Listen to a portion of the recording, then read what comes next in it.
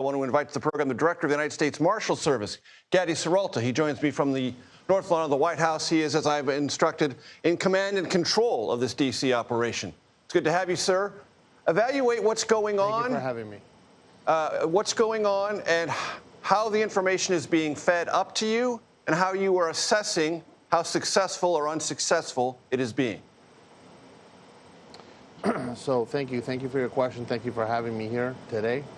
The way we assess or we deploy the teams, right? We have 15, 16 different federal agencies, and we utilize intelligence from the Metropolitan Police Department in order to get our folks deployed to the areas, the choke points, the locations where the violence has festered, and that's what we're doing. Now, that's not the only area we're going to be at, because as we all know, when bad guys feel the pressure, they move their operations to areas where the police are not. So as to the gentleman that's there, I will tell you there's going to be police everywhere in this city. And when you say everywhere, you mean all of the various wards, not just Northwest DC, Southeast, Southwest, Northeast, the entire quadrant, but in different days, different evenings, in, I would gather, from a tactical perspective, unpredictable ways. Correct. But based on intelligence-based deployment. Okay. And for the audience's benefit, because this is a question we get a lot, how long is this going to last, and how do you measure whether it is succeeding or whether success, however it is defined, and that's maybe another question, how do we define it, is achieved? Okay, well, I can tell you success, complete success, is there is no more crime in the D.C. area, right?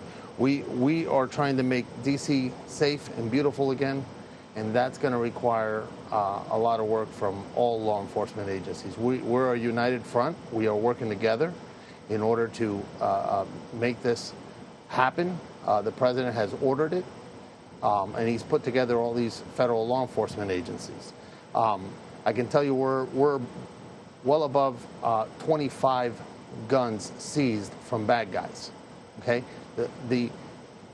how do you measure how many folks those guns would have killed had law enforcement not intervened?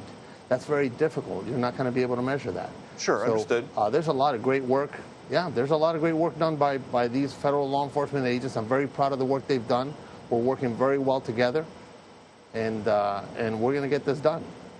Mr. Serralta, when the president says no crime in this city, I reminded how I started in this business long time ago. 1984, I was a police reporter in a community called Amarillo, Texas, a very homogenous, very cooperative place, population about 160,000. Sir, there was crime in Amarillo. There were murders in Amarillo. There were rapes and robberies. They had a very large police force. They worked very hard all the time. You're never going to have zero crime in an urban environment, even in a cohesive community that's much smaller than the District of Columbia in some place like Amarillo, Texas. So that's not achievable. Zero crime is simply not achievable.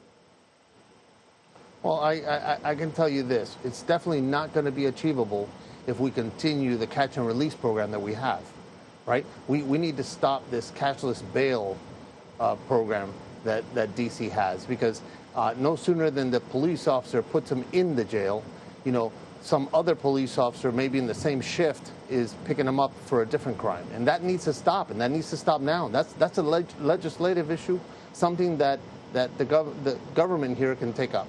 Sure, and if they did that, would the necessity for this federal involvement and the federal takeover of the Metropolitan Police disappear?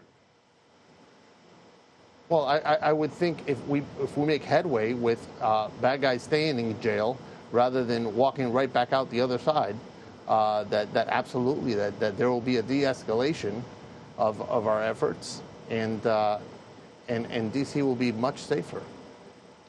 So should my audience think about this, sir, as a tactic that is trying to achieve a legislative outcome, and once that legislative outcome is sufficiently satisfactory to the president, this will all be backed off? I think it's a multi-pronged approach, right? There are a number of issues at work here. The president has tasked me with one particular portion of this task that he's bringing about to make D.C. safe and beautiful. And I'm very honored to have been put in charge of this operation.